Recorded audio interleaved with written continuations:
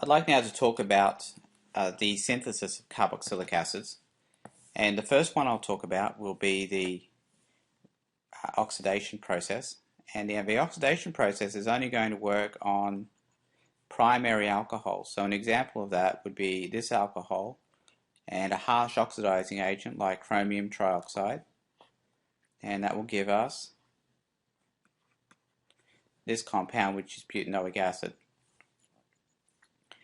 We can get the same compound by using a Grignard reaction, and the Grignard reaction would be performed on the Grignard reagent and the addition of CO2. So an example of that would be if we were to use this Grignard reagent, CO2 and H+. Now CO2 is usually added as dry ice. Just sort of plonk the dry ice, which is a solid carbon dioxide, into the reaction mixture, and we end up getting our product.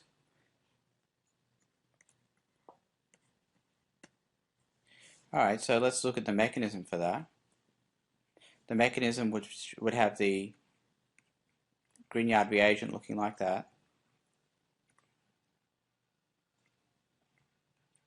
And then it will attack the CO2 nucleophilically.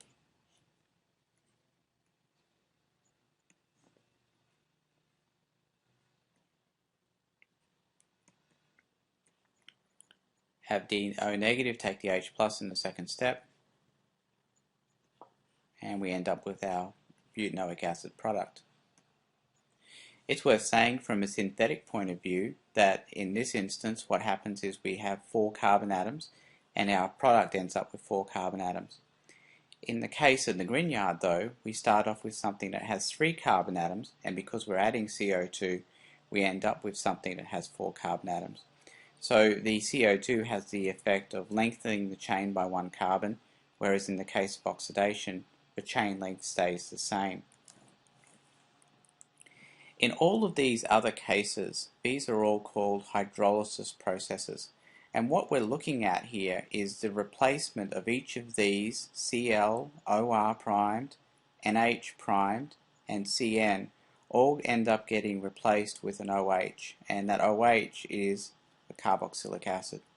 I'm not going to consider these mechanisms here because I'm going to consider them when we talk about the hydrolysis reactions of each of these in general. It's just good to know that each of these will form a carboxylic acid when they're treated with water, usually in some kind of acidic or basic conditioned solution.